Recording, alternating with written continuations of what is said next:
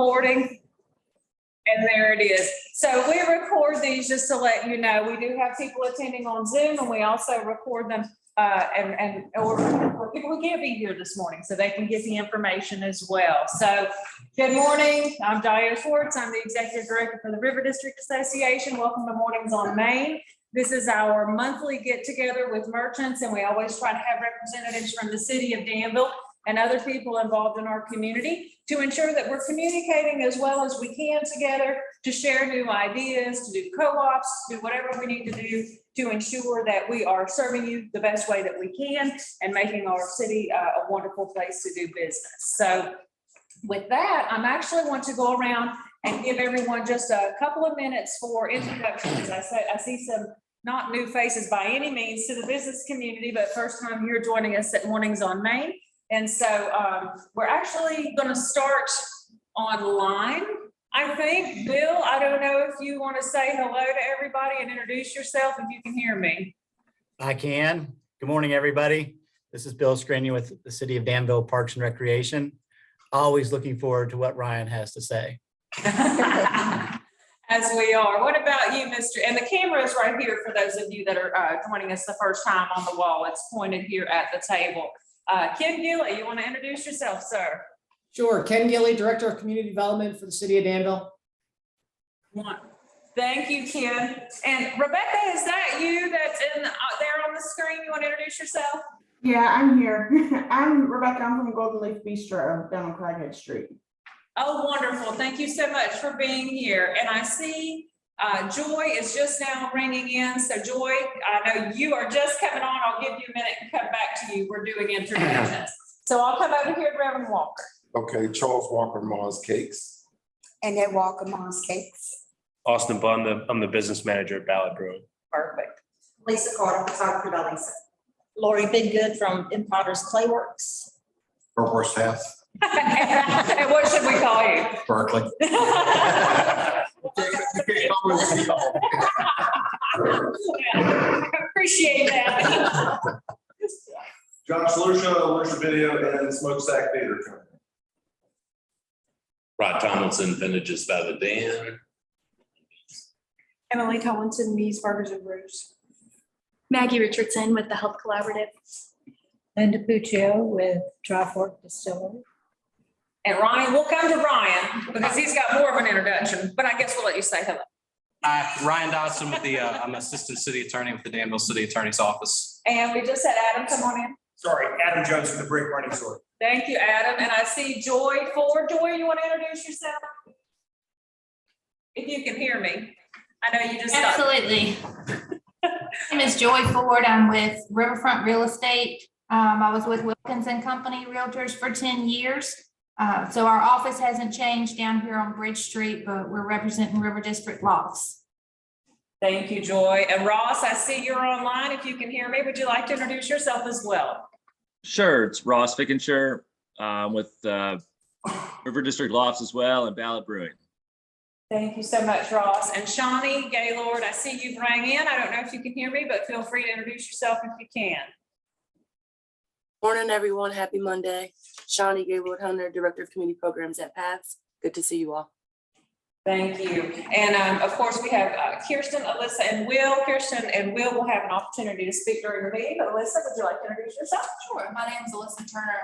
I'm the office manager for RDA. It's good to have you all here this morning. Yes, wonderful to see everyone. Again, just a reminder that we do record. So if you're wanted by the police, they'll know where you were here this morning at least. So I want to start with any merchant news, updates, celebrations, anything that you want to talk about going on with your business. Any special promos? Yes. Well, we're having it'll be our first anniversary on, May the 1st, but on April 30th, we're having a raccoon firing outside our store and pottery sales. Okay, that is, congratulations, first of all, on your year. And you didn't say a raccoon firing. No. The second person said, we invited a lady over to our house one night when we were going to do this. She came over and she said, "So you're going to fire a raccoon?" No, it's raccoon firing. And she went, "Oh my Lord, I thought we were having a raccoon for dinner." And I was like, Well, see here, I was wondering how you got to employ raccoons and how you got I them to know. work That would actually. be a feat. Right. So what is But it actually? raku is, it's RAKU, it's a type of firing of pottery that goes really quickly. So you can fire in a matter of like an hour instead of like a couple of days, so. We'll be doing it's it a- for the shop.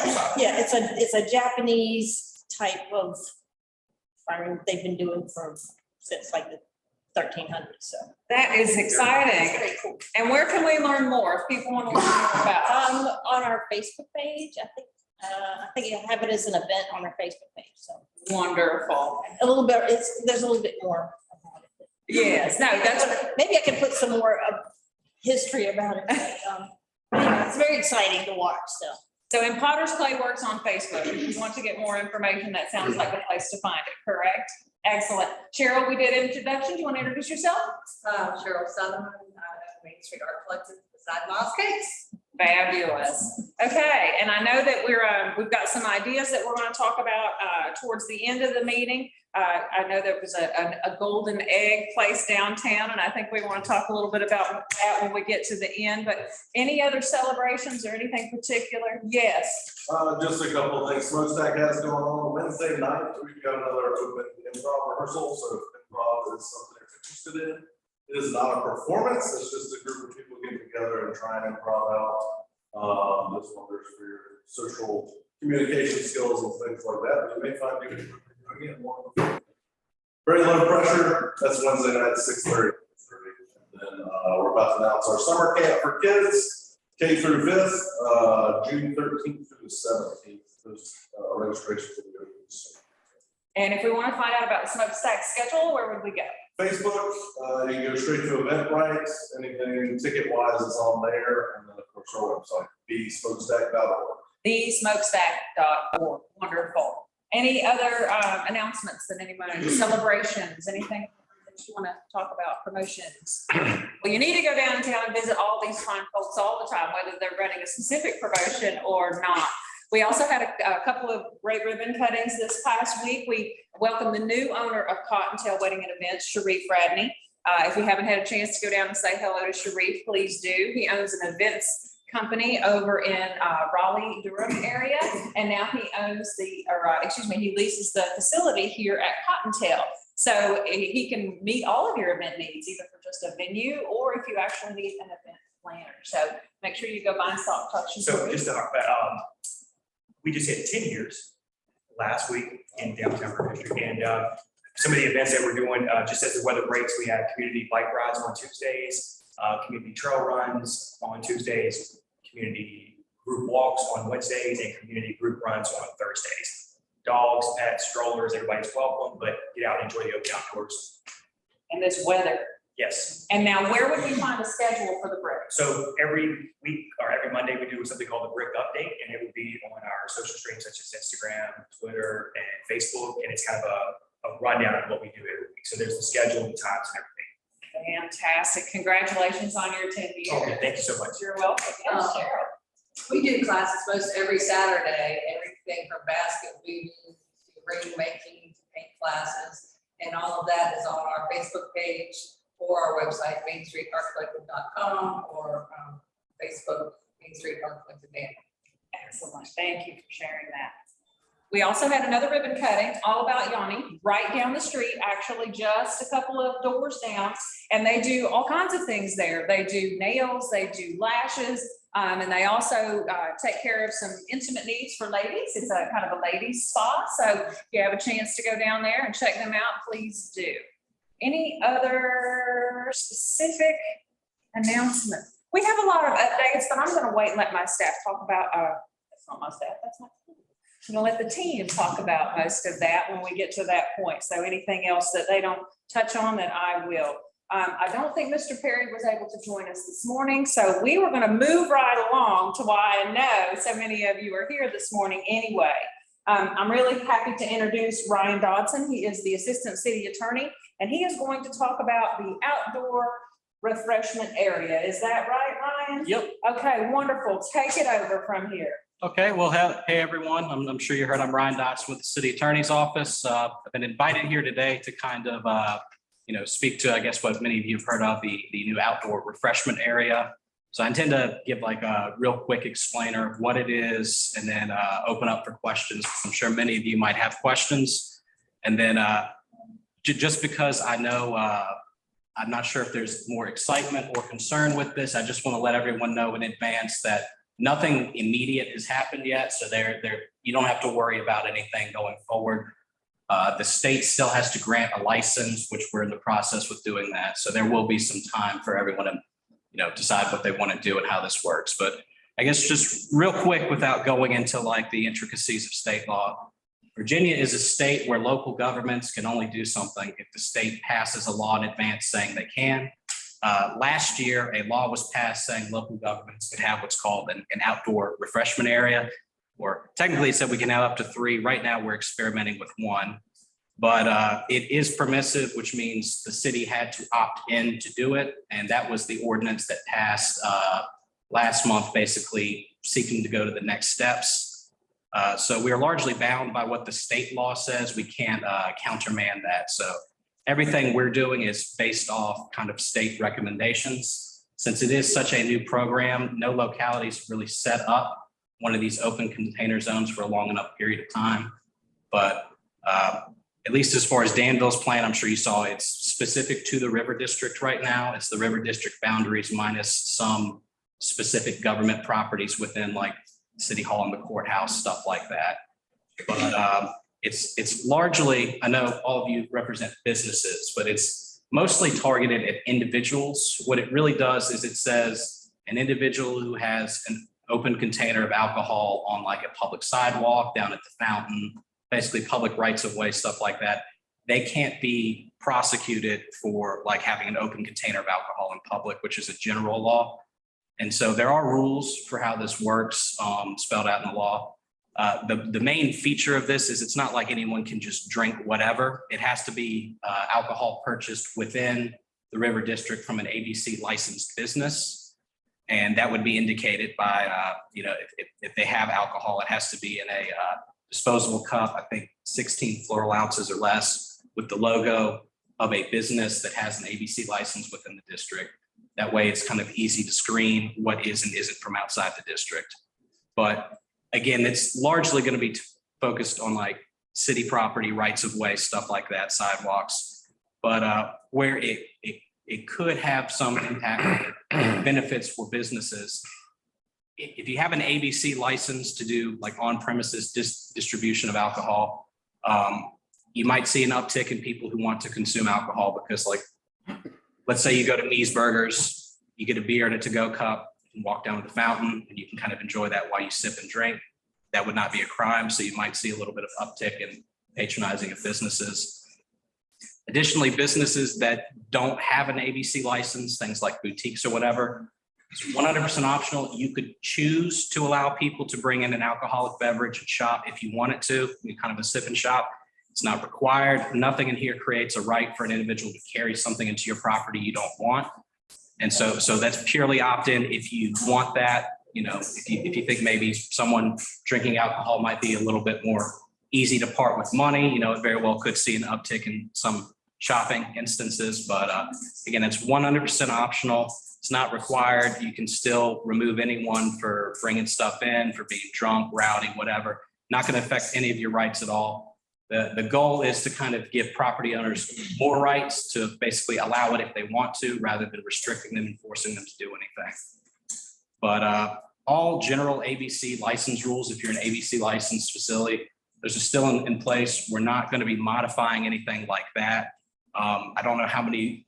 Is anyone taking advantage of the current to-go cocktails law right now that's in effect? Yes. Yeah. So those rules will still be in effect if someone orders like a to-go cocktail. My understanding is it has to be in a sealed container without a straw, and when they're transporting it in a car, it has to be out of the reach of the driver. That'll still be in effect, but that doesn't mean you can't, give someone a straw that they're just going to walk around basically. So that wouldn't fall back on the business owners. That's purely on the customer or whatever to obey the law. You still can't be drunk in public. That's not being suspended. You can drink in public, but you can't be drunk. You can't drive while drunk. You can't have an open container of alcohol in your car while driving unless it's under the to-go cocktail rules. So that's all still in effect. And we, as part of the ABC licensing process, because we do have to get an ABC license to allow the zone in the first place, we're required to have a public safety plan. The way we've worked it out, there's going to be signage posted at the boundaries of the district to kind of notify everyone when they are and aren't crossing in. We intend to have kind of pick up and drop off zones for like ride sharing and whatever to kind of discourage driving after you've done this. But, we intend to have, more kind of police enforcement or whatever. If people do get rowdy or whatever, you still have all the same rights to, expel customers for that or whatever.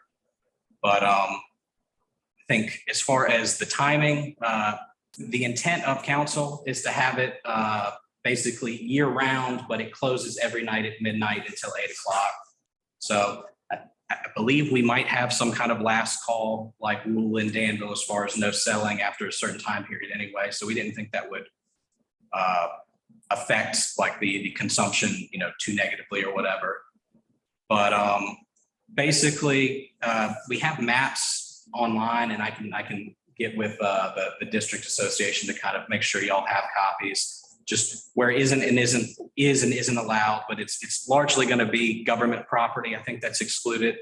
I think we're required by the state to exclude like schools and churches, but we really didn't find any in the district, so that's useful. And it does terminate on the south side of the river in the district. I know there's technically a northern portion of the river district, but there's really not any businesses over there. And we kind of weren't comfortable with people kind of walking across the bridge with their drink or whatever. I think it would be excluded from city buses or whatever, but we have a lot of bus stops down there. We have trash cans, so maybe you just dispose of it before you get on the bus. That can hopefully kind of the risk of drunk driving down as well. But we basically picked the river district because it's a good concentration of ABC licensed businesses that can kind of participate, other types of businesses that may be able to benefit from having like sip and shop. And it's a relatively compact, walkable district where you're not going to have as much risk of like unsafe driving or whatever. But as far as a timeline, now we're waiting on the state basically. I think right now we're waiting on an ABC advisory opinion that we expect to be coming soon, just to confirm some last minute things. And then we have to apply for an ABC license. The ABC license will be held by the Danville Development Council. They're a nonprofit that works with the city. Nonprofits were allowed to hold the ABC license. We thought that was better than the city itself, since the city isn't actually allowed to purchase alcohol under the city procurement rules. So this is kind of a nice way, or if they want to have special events outside or whatever, they can. But so we should know a timeline better once we get this advisory opinion. Online, as far as applying for the license, it says it could take, as little as 6 weeks, as much as 6 months. We'd like to hope it's on the quicker side, just to kind of give benefit to everyone if they're interested in it. But so expect summer or fall for it to finally go in place. We will put out press releases to let everyone know ahead of time. And largely with that, I think that's kind of the briefest explanation I can give. And I'd love to answer any questions. Okay, we'll start with you. I was in Greensboro last week. Guy told me that I was just gonna have to apply for change. Can I go into Me's, get a drink to go, take that drink into Cotton?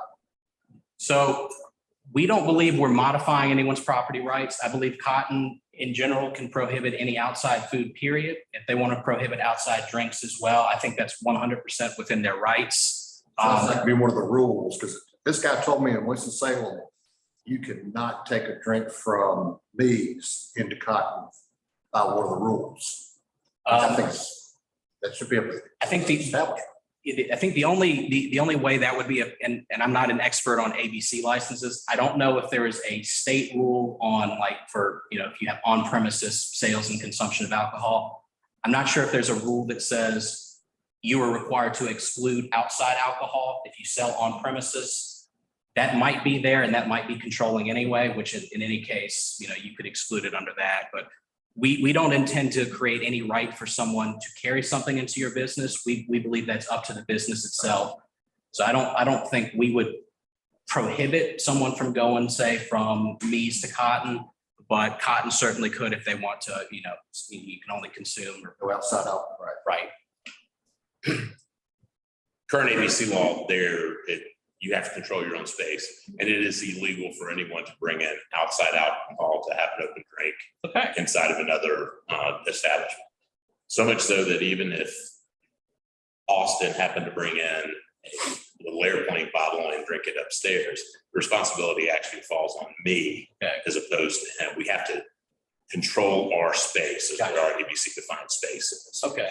And so, and see, with the district itself, like I said, this is largely affecting outdoors areas since it's mostly just relieving an individual possessing alcohol from being prosecuted for it. So like I said, if ABC has different rules, by all means, obey those. We don't want to put your license in jeopardy. Really what this is for the customers to kind of encourage them to engage in this, and more purchasing, more walking around if they want to. But I think the business owners, like I said, control your own space. Nothing in here creates a right for someone to intrude upon that space. So you said it has to be in a to-go container, so like you can't go to Val and get a can and carry it around? It's for adequate policing, it needs to be in like a disposable container with the logo of the business on it, just so the police can see there's Golden Leaf's logo on it, there's Ballard's logo on it. We know you purchased it in the district. I guess I know some places can sell beer by the can. I know Ballard, I believe y'all do have some of your information on the can. Yeah. But I think the state recommendations were disposable cups with the logo on it. So I think we went with that just to be safe. Yeah, that was my understanding of it too, is that it has to be in the clear. It can have our logo on it, but it has to be like a plastic cup, not the, I can't crack a can and hand it to you. Right. Yeah. And that way you're not also walking around with like, say, glass, whatever, more likely to break, have broken glass or whatever. It's kind of easier to throw away stuff. It'll be hard to monitor that though, if someone visits Ballard's, goes home with their to-go cup, fills up beer, goes out and parties, and they still have their cup with them wherever they want to go. We've thought about that. Not sure the best way to kind of control for that. I know it is possible for someone to save their cup or whatever, clean it out and reuse it. We'd like to hope there really wouldn't be too many people doing that. I think our understanding is a lot of this is going to be more patronizing of the businesses rather than just using this as an excuse to drink outdoors, since it's a big commercial area. I know we have the lofts, but for the most part, it's largely kind of commercial. I don't know anyone who just wants to kind of walk around drinking like 40 or whatever in the River District when they could go somewhere else. But we have thought about that, and I know we might have a few examples of that, but hopefully since it's in a self-contained, like 16 ounces or less container, it won't be like someone walking around with too much. Got a question. Sure. How about liabilities for the business owner? Is there going to be any? There shouldn't be any liability on the business owner that's not already there. Again, all this does is waive outdoor rules on the right of way specifically, since the right of way is managed by the city anyway, like any accident or whatever that, like, I think that would, if there is culpability, that would fall back on us or on the ABC license holder, the DDC. But as far as, I don't know if there's liability in, I know several states, I don't know if Virginia, there's like a liability where you're not supposed to sell to like an openly drunk person or whatever. I'm not sure if that's the case in Virginia. Yes, if they come into the distillery, we can't sell them anything openly. Right, okay. Yeah, nothing changes that rule, but as far as premises liability, I really wouldn't think this would really change anything that isn't already a rule. This is specifically kind of for the outdoor areas. If somebody gets in, it's inebriated, goes down and gets in his car and runs over somebody on Bridge Street, and liability is not on that cup that they find in his car that says Dry Fork Distillery. Exactly. It's the same as if you say bought a 40 at Sheets or whatever, and you kind of left while drinking it. Like it would be the same rules for that. That would be on the person doing that, not the business who sold them the alcohol. Hey, Ryan. Yep. Hey, Bill. Hey, how does this affect events going on downtown that could be in the street or on the sidewalks? So this doesn't modify any of the ABC rules that already exist for like special events permitting anyway. So those are absolutely still allowed. If anything, I know special events are usually kind of roped off. That might still be required if you get like an ABC special events license to kind of separate everything. But I think largely the benefit this might have to that is just someone leaving the area of an event with their alcohol.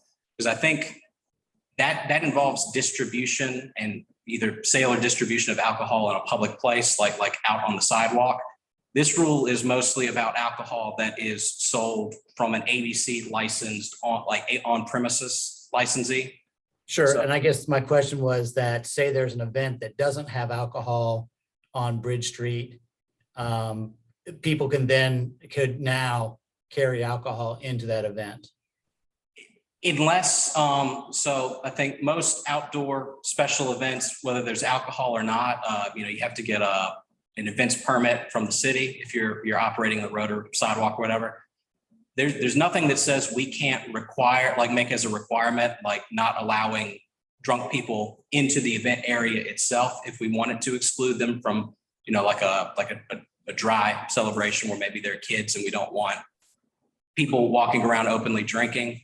I don't see why that would be any problem for the city manager in issuing, or the police in issuing the permit to require that the event coordinator just kind of keep people from the area from bringing alcohol in it if they wanted to. So it's my understanding that the plaza is open and available to this, but the crossing is not.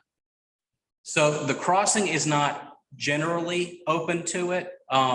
There are events that are allowed where alcohol can be distributed. I think at the Science Center, the Carrington Pavilion, I think the Farmers Market. Largely, in order for that to happen anyway, there has to be like an ABC special events license in order to distribute. Those laws aren't being modified at all. So it would still be the same process for applying for that. We just clarified that you're still required to go through that process. And so it doesn't waive any rules. It doesn't say you can't do it subject to a special event. It just says generally, like if you go to ballot, you carry a beer around, you're not allowed to go in parks, and that's a state law. I guess my more specific question is, but I understand you have to have your ABC license for events. What if we had, we'll just say, music on Main or music at the market, which we don't have alcohol there, 300 people show up. Is it possible for somebody to go over to Ballot and get a beer and walk into that event? And the question is, what if we wanted to allow that? I think if we wanted to allow it, I think everything's going to be controlled by like whatever special permit is granted by the city for use of that space. I know it'd be our event. Say it's our city event. Yeah, as long as we don't self-impose a restriction saying no alcohol, my understanding is we could do it under those circumstances. But if we wanted to exclude it, we absolutely have that right as well. Okay. Thank you. Okay, no problem. Is there anybody else online actually that has any questions? Let's take a moment and acknowledge if anyone else online has any questions. I have a couple. Once this is granted, if it's granted, how long is it for? Is it a year? Do you have to go back? Is it indefinite? Do we know yet? It's an annual license, so we will have to reapply every year. And that way, if like, say we try it for a year and it causes problems, it's not really helping anyone and we don't want it, the license would expire while the ordinance is still in effect and gives us the right to reapply if we want. It would basically self-terminate at that point. The ABC license held by the DDC is a requirement for this to be in effect, and that's how state and city law was written. So think of this as an experiment. We would like to think this has a good positive impact on the River District, and we're hoping to see the results. But if say it doesn't, we're not locked into this forever, and so that's why we're happy to have public input through the entire process, just so we are getting the best information from the business owners who are actually affected. Let's talk about the benefits again. I can understand a benefit for Leesburg with the outside environment there, that they can actually walk out with their open. Ballards is the same way. Luchos with the outside patio.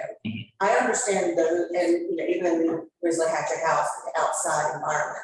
I understand the benefits to those businesses. Right. And within their zones. I'm a little not so sure I am open to when it exceeds those issues. So what about the people that don't serve alcohol, or when patrons take it from those businesses and extend it out? What are we benefiting from those? I can understand the businesses specifically that have those beautiful outside environments and sell alcohol and how great that would be. Talk about the benefits of those. Okay. So, and you know, I guess it's going to depend on what the specific business sells or not. But I know some areas in other states, you know, Virginia, we still don't really have a lot of information. But I think a lot of these districts in, I know, New Orleans and Greensboro, there has been seen some benefit to certain types of local businesses, say boutiques or whatever, from, you know, like, let's say you want to have like an organized event, like a, you know, a sip and shop where everyone, you know, kind of patronizes the buildings on Main Street for like Buy Local Week or whatever. Again, you don't have to allow them in if you don't want to, but let's say like you have the Lizzie Lou boutique, and you know, maybe they want to allow someone in who's like sipping on wine or whatever in a cup or whatever. They might be more inclined to spend money if they're a little happier than maybe they are. Again, we don't have full data on that, whether or not that actually will be the case. And so that's why anyone is fully free to exclude them from the premises if they don't want to even have to deal with that nightmare. But we hope there would be kind of more patronizing of like food related businesses as well, just because if people are able to kind of walk around with their drink, it's kind of keeping them in the area more. This may be a note, as a downtown business, we've all worked hard to keep it clean, keep it tight, so to speak, as like I say. How do we feel about an increase in trash? You know, you find stuff now, cups tucked in flower beds, and right. You know, people emptying cars. My concern would be, am I going to find plastic cups I can find in face masks these days, you know, in that area? Would the city be willing to like install more disposal bins, recycle with these cups? I feel like the business may have plastic to-go cups and aluminum, maybe some recycle out the way. You know, that's one of my concerns. I think that's a good idea, and I'm absolutely happy to kind of talk to the city manager, everybody about this. We do have to have like this overall plan for how we intend to run it. I think that is a good concern.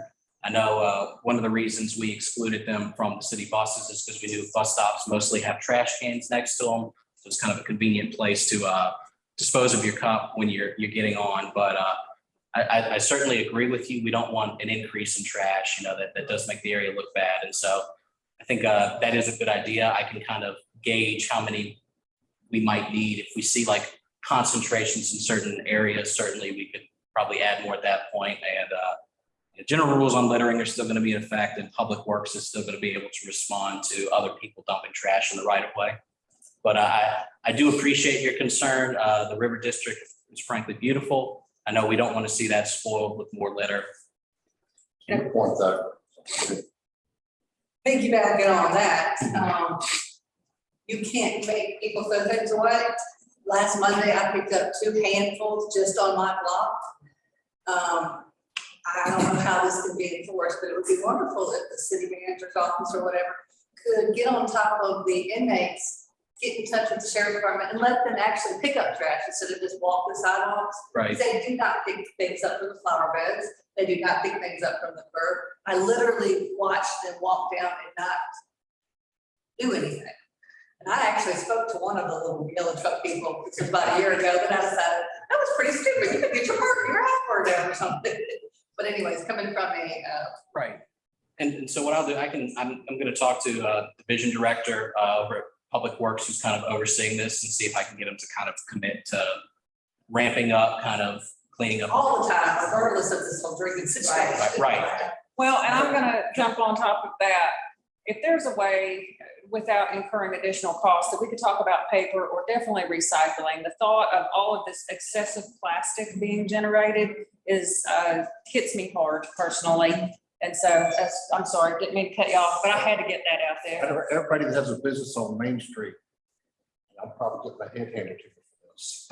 But these little gardens that are right there along the curb with all the tall grass, that's just asking people to throw trash in. And it makes it hard for the passenger to get out of the car.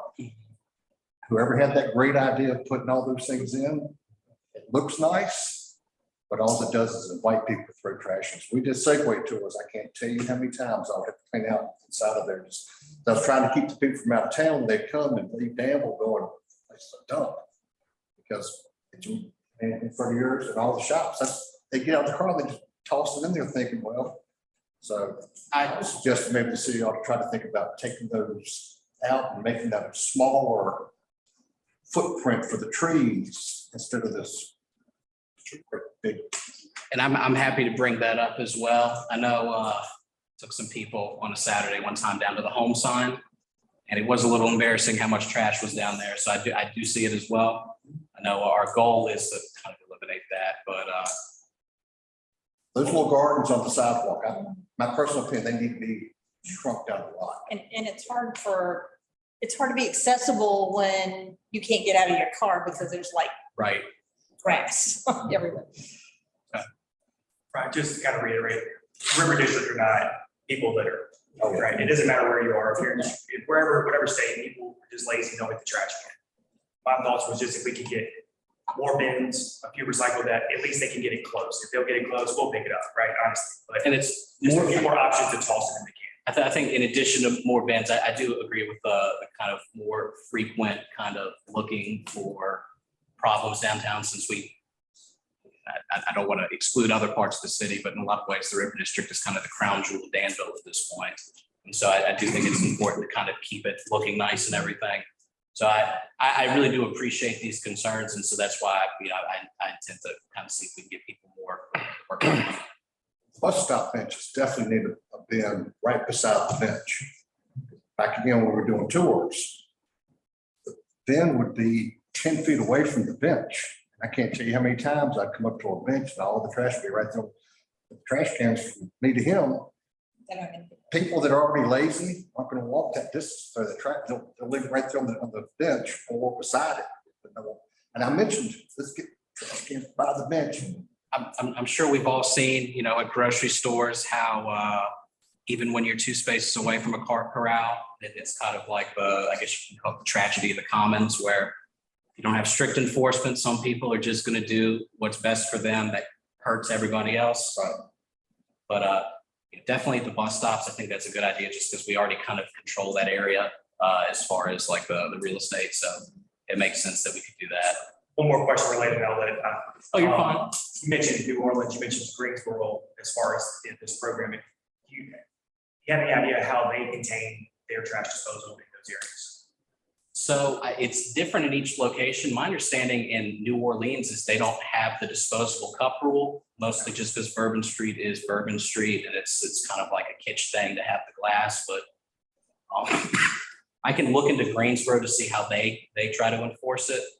But like I said, we understand the trash issue might be of concern. I know you mentioned materials too.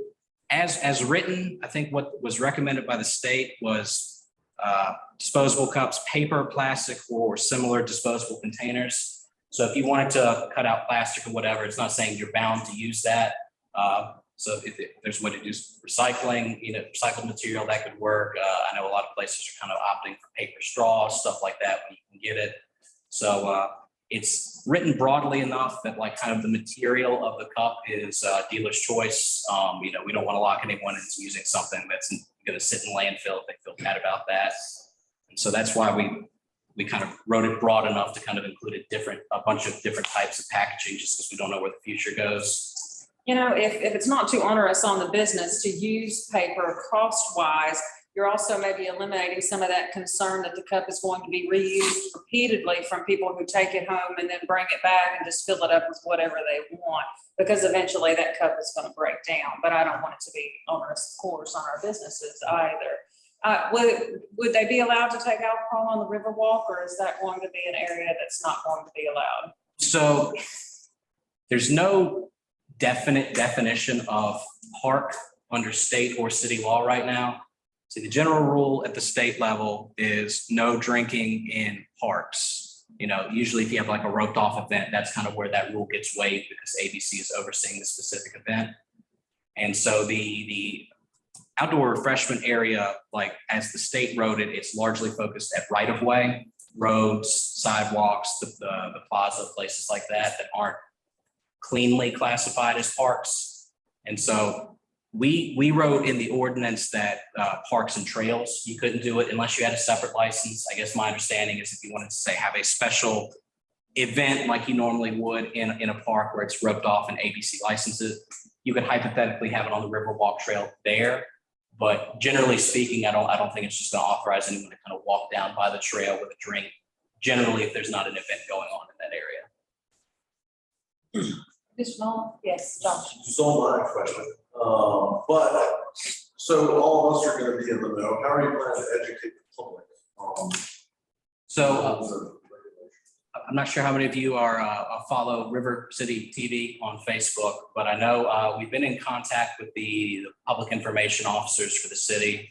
I know they're in possession of this map and everything. I think we can do a big public information blitz, you know, certainly at least 30 days prior to anything going into effect, just to make sure everyone's aware. I know I think last year they changed some of the parking rules in some of the areas, reduced it from 2-hour parking to 1-hour parking. My understanding is there was a lot of attempts to outreach to like the actual property owners and business owners to get kind of input before that happened. I think we can confidently say we'll make some effort to that effect as well to do in-person contact rather than just rely on the internet just to make sure everyone's up to speed, can get any questions they have answered. Like I said, even after today, if you can catch me down in City Hall, I'm perfectly fine to answer more questions that may come up that you didn't think of today. You know, we'd like this to go in smooth and for everyone to know what they can and can't do and take advantage of it to the best of their ability to, you know, what they ultimately want to do. Again, no one has to participate this if they don't want. So we kind of see it just as a feature if you want to, but no one's going to be required to allow it on their property if they don't want to. It's going to be purely your choice. Conversely, if I have a restaurant such as Nana Karen's or Ma's Cakes that does not currently, and I don't want to make assumptions, just as an example, doesn't hold an ABC license, but they are, and I'm not saying anybody is, but they're open to the idea of someone bringing alcohol in. So if I've got a business and I'm okay with it, then that's okay. The state law didn't distinguish between types of businesses as far as that is concerned. You know, this was one of the, I think the state law said you can have it outdoors on sidewalks and right of ways, or also in any non-ABC licensed business that chooses to allow it. So if, you know, Ma's Cakes wanted to allow people to bring it in, y'all could. If you don't have to allow it. But I don't think non-ABC licensed restaurants are treated differently from any non-ABC licensed other types of businesses like a boutique. Right, would the police department have to patrol more in the area of these, you know, I know they're kind of stretched thin at this moment. Would that require such as the mountain bike police officers to kind of be more in tune to that area? We definitely intend for there to be somewhat of an uptick in kind of monitoring. And if we notice either based off like, you know, complaints from citizens, business owners or whatever, like that there's maybe certain problem areas or certain problem times, I think that absolutely we can coordinate as far as responding to that and kind of putting in more officers wherever we feel they're needed. You know, certainly we don't want anything unsafe to happen from this. You know, we want the River District to keep being, you know, the example for Danville. So. And my last question, I'm sorry, this is the last one, I promise. It probably is geared more towards Austin and Ron and Emily, but I'm just thinking and this is just, you know, you're talking about potentially helping promote business, people spending more locally, you know, staying in that area. If I am, you know, a restaurant owner and I want to come in and just get a beverage to go, and Ron pours me in a Mies cup and I leave, if this particular program was not in place, will I spend less at these burgers? Would I, if I couldn't go outside with it, would I sit down, maybe have one or two and get that appetizer as well? Or at Ballard, would I sit down and have one or two and buy a t-shirt as well versus one to go?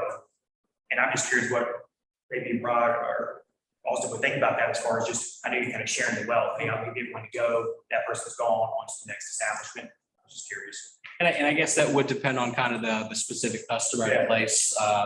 If you go in somewhere and you want to drink maybe 3 drinks, like, I guess maybe you could buy 3 to-go cups, but I think largely, maybe you would patronize the business for a little while and then on your way out, you can get one to go.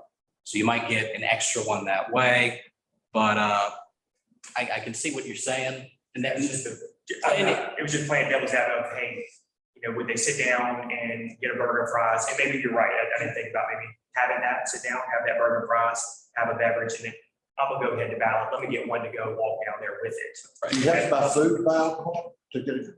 Can I just walk into a bar and say, give me a beer and walk out without buying food? Yeah. Just an answer as far as to Adam's question. Of course, this is an opinion. For us, for the establishments, it's about capacity. It's about the ability that somebody is drinking a beer, they've purchased a beer, and that they're valid. They decide that they want to eat at Mucho. They're allowed to consume that beer on the way to Mucho.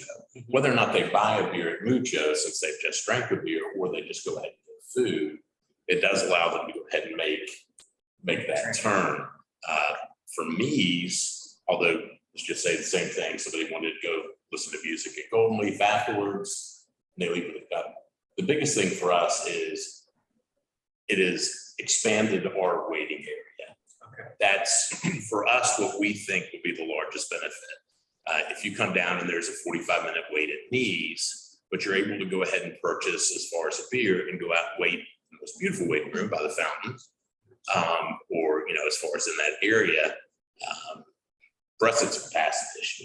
So we don't think we'll lose any food sales over it. We're still, what the ABC says we can and cannot do, I think is still the big key to a lot of what we're talking about. Right. Because honestly, without that paper on the wall, I mean, we have over 20 jobs that depend on that piece of paper, and that's what we're going to do. But I do see the benefit as far as to us, as far as in the food industry, and from a capacity point of view. So, and then I was going to ask the question. Was it okay now? Oh, yeah. Thank you. Are you on the board, or who is on the board of the Danville? The current chair is Hampton Wilkins. The board is appointed by city council.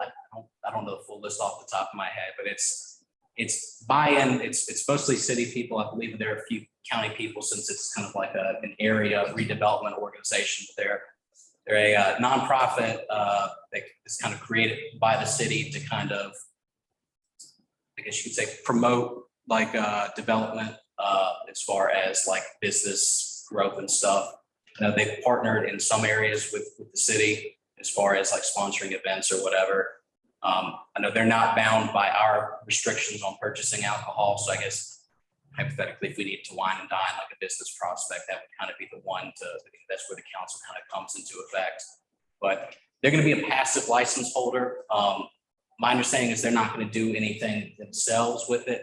We just have to have either a government entity or a 501c3 to hold the license. And that's just to allow the district to go into effect. So while DDC will be holding the license, enforcement and everything like that, and implementation will be the city government.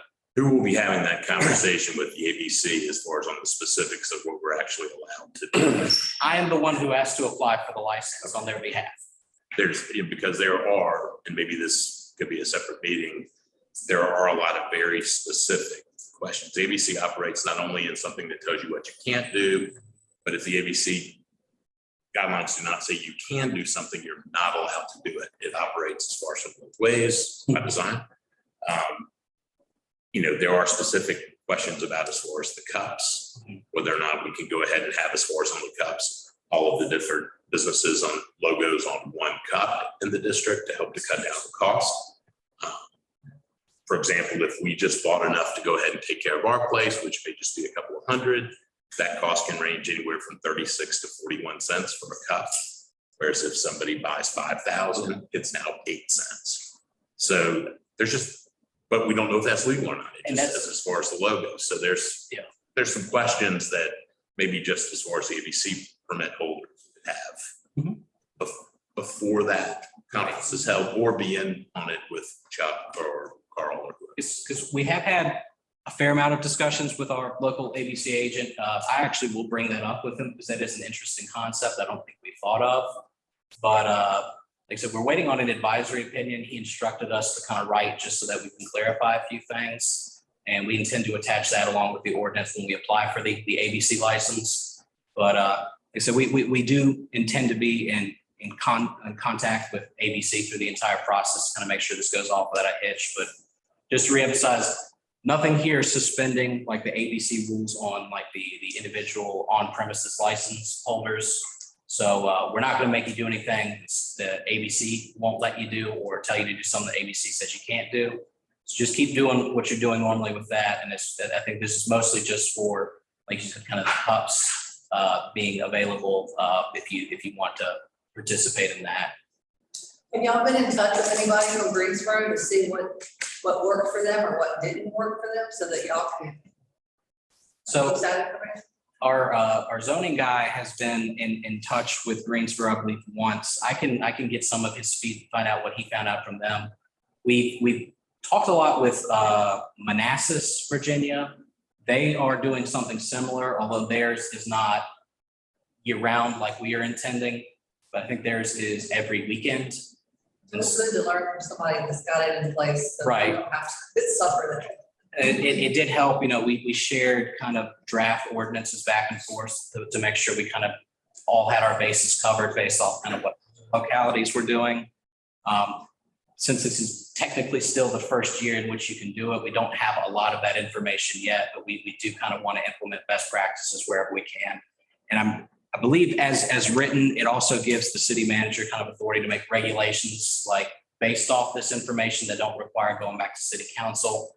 So if we're noticing certain areas are having a problem, like he can kind of proactively take care of that without having to wait the month or whatever to get through the city council process.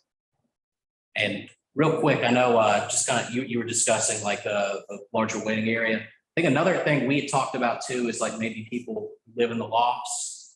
They can get a to-go cup when they're basically walk home or whatever, and they can drink it while walking back to the lofts and finish it in their apartment. But this won't keep them from kind of carrying it while they go.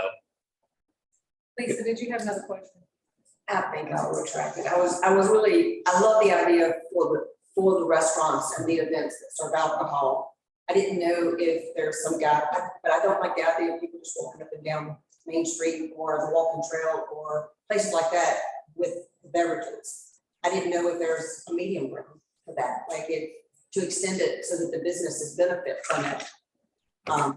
But keep it restricted in some degree too for areas that really aren't going to benefit from it. I got you. And we can probably plug in like types of businesses as well. I know this is the map. I can kind of send y'all a link to this too, where isn't allowed. Like the red right now is mostly government property. But if we do notice there's like really not an air, like a consumption in an area or whatever, and it's just kind of people maybe taking advantage of it. We can always amend this too to kind of cut that area out.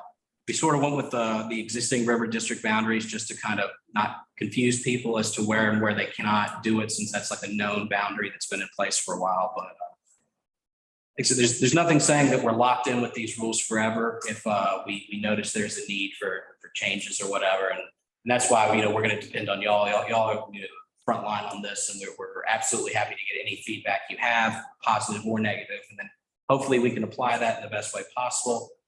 And again, at the end of the day, if it turns out it's not having the positive benefits we think it'll have, and it's creating a lot of problems, we can always cancel it basically. So I can't go to Ballard, buy beer, walk outside the door, dump that beer into this cup and walk around with this cup drinking the beer I bought from Ballard. It has to stay in that cup.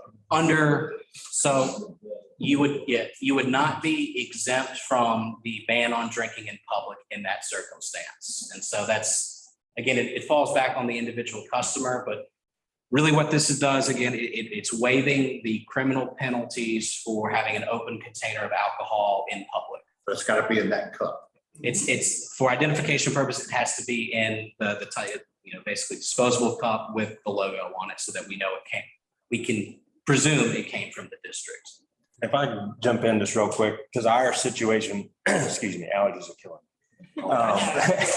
But we're a little different from Me's in that we have a ton of space. I mean, our tap room can hold 300 people. But the benefit from our standpoint is that we don't have a shop. We don't have food. Draft beer is really where we make our margins. To go is great, like the cans and bottles, that's awesome. But it gives us and our staff a chance to increase a ticket. And so if you're going out to dinner, because we do have a lot of people that come to us and they might have, a beer or two before they go to Me's, before they go to Mucho, before they go to a business downtown. It gives us a chance to get them one extra where they might not buy a 6-pack because they do want to go shop or they do want to go to dinner and they don't have tickets to the car. So it does give us an opportunity there. But one thing that if I would like to see too is if it is approved and businesses, if you don't want it in yours, tell us, tell Rod, tell everybody that has an ABC license so that we can kind of help you police that a little bit. Because it's going to be police on our end too in terms of bringing cups with logos in. But this way we can tell customers if they get something to go, we can be pretty good about, because we already suggest that they go somewhere next or whatever. Or if they're, we're interested in going here, we can then say, yeah. And they'd be like, well, I'm going to get one to go. Like, okay, well, make sure you finish it before you get in there. Or, yep, you're good. They'll let you bring it in. No problem. Under the current law, we're not allowed to let an open container leave. So if somebody is there and they're drinking their beer, my wife and I have beverages, sometimes not all as far as at the same time, but rather than also sitting at that table as far as for another 20 minutes and finishing that up, we might wrap it up, as far as, and be able to go ahead and take one with us to walk down to or Goldlink for whatever that might be. As far as individual businesses, and we're going to run into this at Vintages because we only have an off-premise license at Vintages, which is a question we'll get into as far as with Chuck. But under right now the rules, you would not be able to go ahead and walk into Vintages because we only have an off-premise license, and we are an ABC license holder. So we will have a sign on the door that simply says no outside food or drinks. And you see that currently at a lot of restaurants. As a matter of fact, the health department says so, you can't bring anything in. But having that sign, you can do that without hopefully being polarizing of, that person will let me go ahead and bring in a beer. But no outside food or drinks will seem to work. And that sign serves as notice to the public. If they disobey your rules, trespassing, you can call the police, you can expel them on your own. Like I said, it's still have all the same rights you have to exclude anyone, you don't want in your business for, bringing in something inside, acting rowdy, whatever. Like that would still 100% be your decision. And like I said, having the sign on the door that serves as notice to the public before they even get in, so they can't say they didn't know. Irony if you can't take a beer to a beer store. I mean, that's what's written in the, what they approved is based off the law. Right. But honestly, it's still all going to come down to exactly what the ABC says is okay to do. There's no way around it. So, which is a good thing. And I'll ask, when we next time we meet with ABC, I'll ask about like tasting room kind of things too. I know some places, breweries, like wine, distilleries, whatever. I know there's some rules for like on premises, like tasting rooms or whatever. I'm not sure if that's covered by this or not. I just kind of thought about that right now, but in talking to y'all, but I can try to find out that answer as well.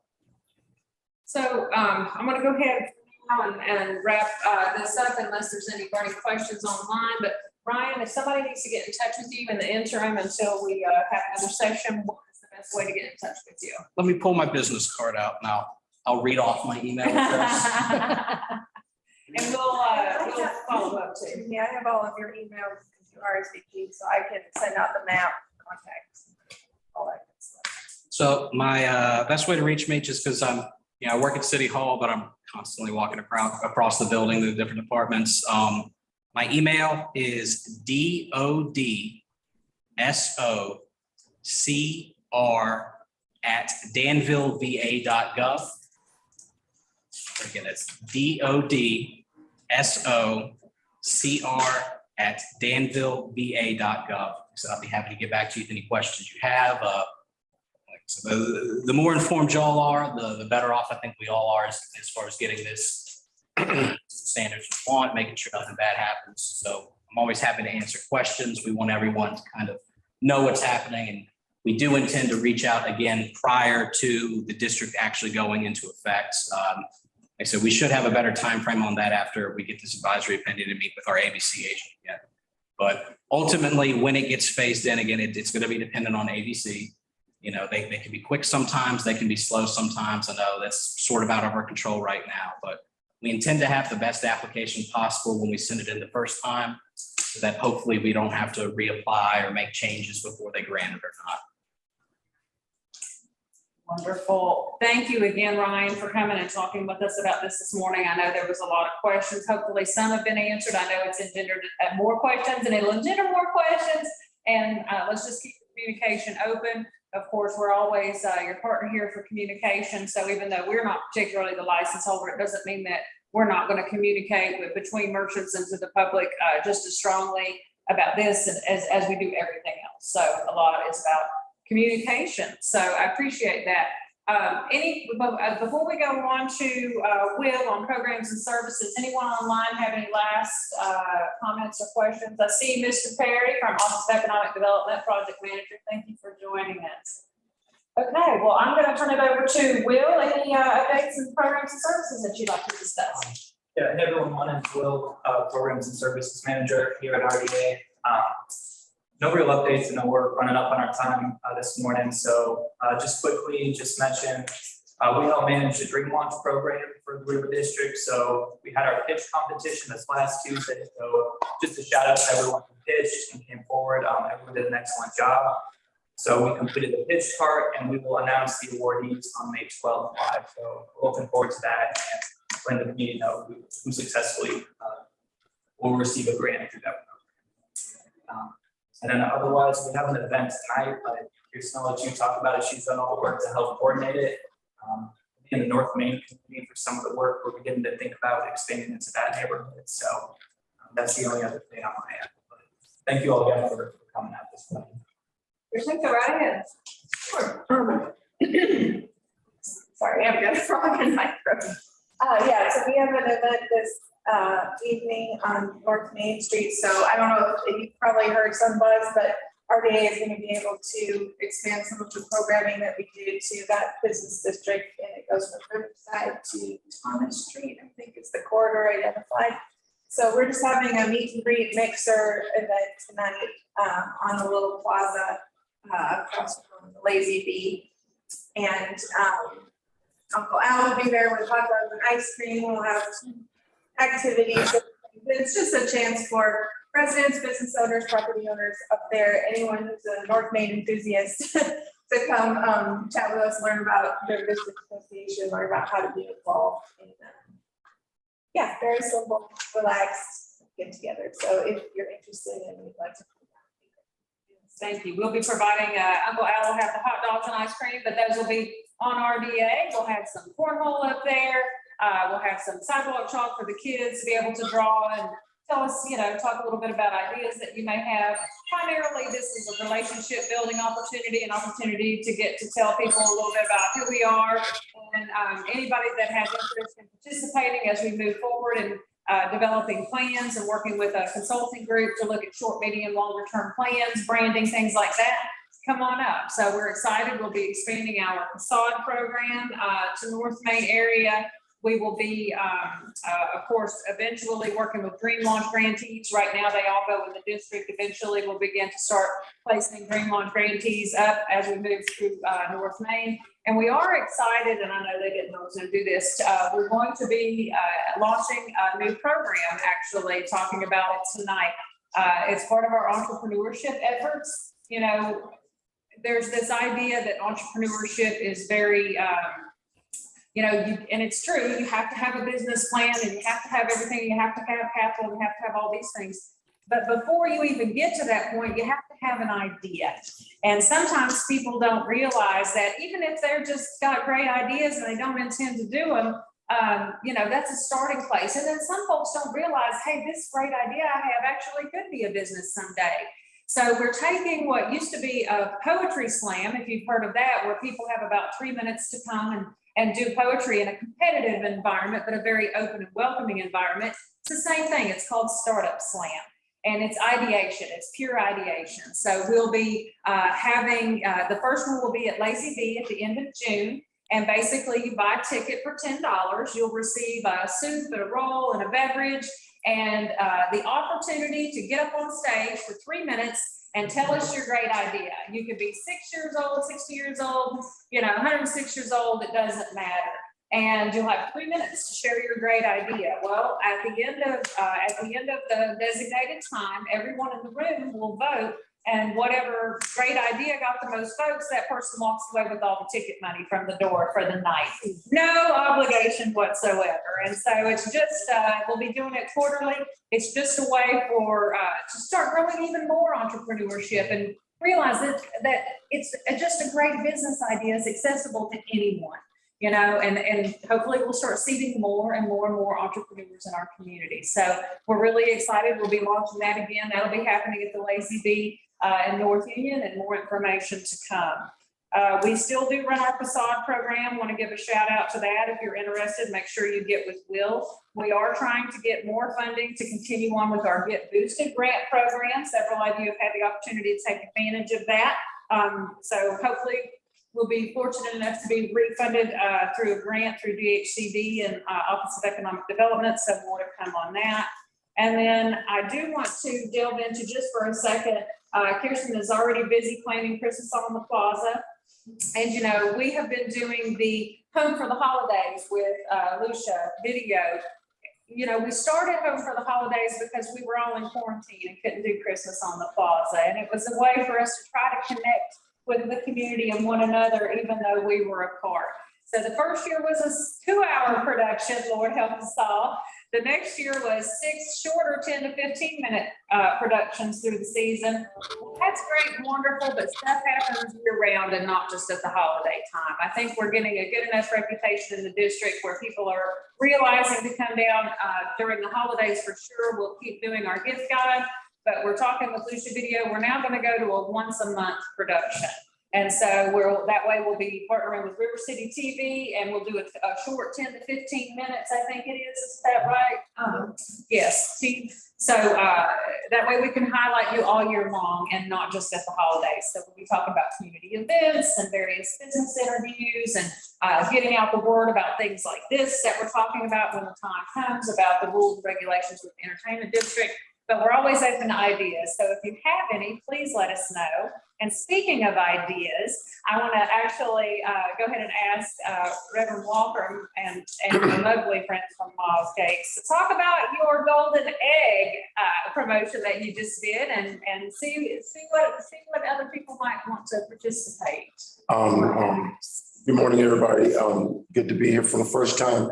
Yes, we just tried the golden egg. It was actually just for like a little Easter egg hunt for Miles Cakes. That's what it started out to be, but it started like that, but then it turned into a scavenger hunt that got really big,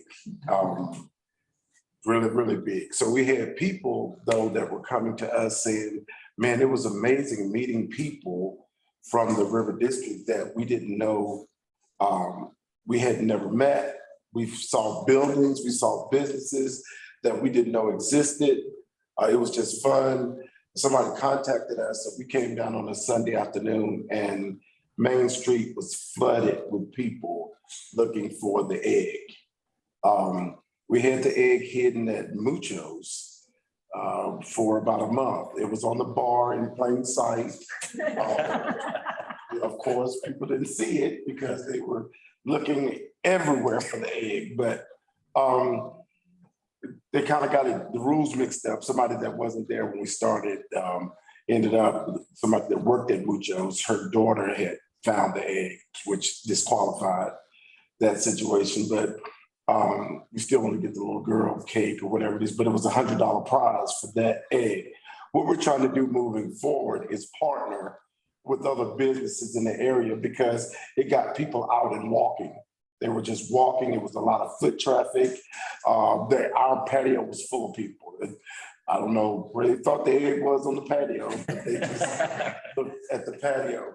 But I've talked to Madison at the B, so the next hut will be coming up soon, and they've actually agreed to give an overnight stay to whoever wins and finds whatever we hide.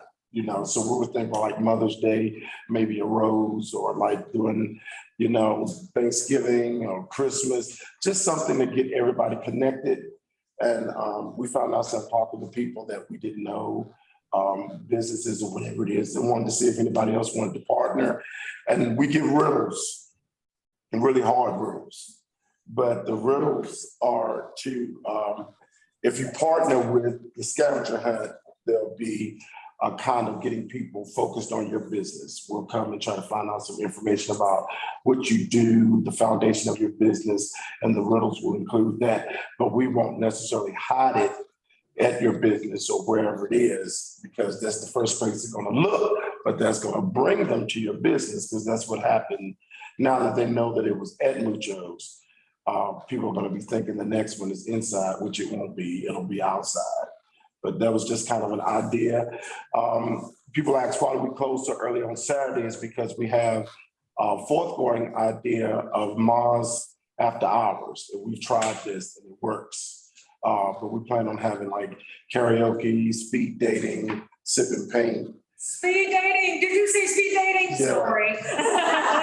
So it's like those events when we close and then we reopen, because it's kind of like a dead spot between like 2 to 5 or 2 to 6, but by 7 up to 9 or 10, that's when Me's and all the other places start jumping. So people are all, you know, they're back out. So we wanted to try those. So we had a Valentine's social. It sold out in about 30 minutes, about 50 people there. It's just a way to brand and market for the business, but we appreciate you guys. Happy to get out here. We love it so far. With the exception of blowing the little tree things out from under that's the only problem, like that little tree. But we have an inset, so it's like we wanted to keep it really nice and really clean, and I understand what they're saying. So I appreciate our neighbor. If we're not blowing off, she's blowing it off for us, and we get Delano's next door. And it's just cool being down here. So if anybody would like to participate, let us know. And if it's something that we can do, we've always got cake available. And it's real good. You're welcome. Oh my. Thank you very much. You know, that brings up another thing I have forgotten to mention. We actually are starting a new tour. I don't know if you're familiar with our district's walking tours. It's offline right now for maintenance, but we have civil rights and Black Business District history tour. We have a revitalization history tour, an art and sculpture history tour, and now we're adding history and architecture walking tour. So that will be coming in May. Is that right? Yeah. First week in May. First week in May. And then for those of you who have property ownership or property management, commercial property in the district, commercial specifically, we now are to maintain a database of available property, both for sale and lease, on our website, because so many people want to bring business into the district. So if you happen to have riverdistrictassociation.com. So as you have property become available for lease or for sale, commercial property, let us know, and we'll make sure and put it on the website. Conversely, if you see something on the website that's been leased, let us know and we'll take it on. So, yes, Kelvin. Yeah, can I just add for the group? Yes. Just to let you all know, if you go to our website, discoverdanville.com, there are still funds available for any businesses that are looking for monies to help maybe build your website, maybe to improve your marketing efforts or whatever. It's through the Southern Virginia Regional Alliance. They have plenty of money that can be used, and if you leverage it properly, you could potentially leverage up to $20,000 in funding that could be used to improve your social media pages, improve your website, PPE monies, and any other professional services such as accounting help, attorney help. The list just goes on. And so I would encourage you all, if you have not taken advantage of that, is to go and take a look at that. Again, it's at our website, and I'll give it to Kirsten. She can email it out to everyone. Please apply because the funding is available. If we don't use this funding, we have to send it back, and we don't want to send it back. Thank you so much, Kelvin. I know we had to skip over your River District development report, but I promise we will get him back to that because we've. I think everybody heard what they wanted to hear. They want to hear from me. Yeah, today I think it's about entertainment zone. So would you check that chat real quick? So any final thoughts? I think we'll go ahead and wrap it up. Yes, go ahead. I just want to make one comment. You know, we, on the Get Boosted program, we got to Kiln last December. It was a lifesaver over the Christmas holidays. We kept that thing running like 24 hours a day throughout Christmas. And now they were asking me, well, you know, did you get any increased business from that? Well, I don't know if it came from the kiln, but we just had 14 students in our 6-week classes over 2 nights. So 2 nights a week for 6 weeks. So It was a godsend. it was fabulous. Okay, so it enabled you to do more business in one way, shape, or form. Yeah. Okay, wonderful. It sped our whole process up 100%, Right. because we could fire this And we could run both at the same time. it made a huge difference. So we really appreciate it. Yes, we really. So good to hear. If you don't know what Get Boosted is, you can, if you not have an idea to boost your business, something that would be particularly helpful. I know the Brick has taken advantage of it. Lisa has taken advantage of it. You basically will have you meet with SPDC, come up with a really quick plan on what you want to do and how you think it's going to, you know, boost your business. And we'll have them vet it and you get it in. And right now, I think there's a wait list, if I'm not mistaken, to see if we get funded again. But go ahead and be thinking about it, because if we do get additional funds, hey, purchasing cups for an outdoor entertainment. How many times can you get boosted? Right now, we don't have a limit. It just comes down to the money. We try to not double up until we get through everybody that's on the list. But yeah, if there's nobody on the wait and you've got a great idea, then heck yeah, we want to boost your business. That's what it's all about. Any other ideas, comments, suggestions, questions, something you want to tell your fellow merchant while we're here? Anybody online? Yeah, I just wanted to kind of piggyback on the scavenger hunt and some of the other promotions you all were talking about. If you can send me any information about your business, a promotion you're running, an event that you're having. I do welcome bags for everybody that moves in, and June and July are our busiest months for move-ins. Right now, we've probably got about 60 new move-ins scheduled for those months. So it's a great time for me to get your information out to people who are not from this area. They don't know anything about your business. They don't know anything about how to get involved and how to spend their money with you. And then also any flyers that you have. I've gotten a couple of flyers from a fitness center that is, you know, starting to implement a new spin class, or I know Lori sends me a schedule monthly on what she's doing at the pottery studio. So anything like that that you can give me would be great.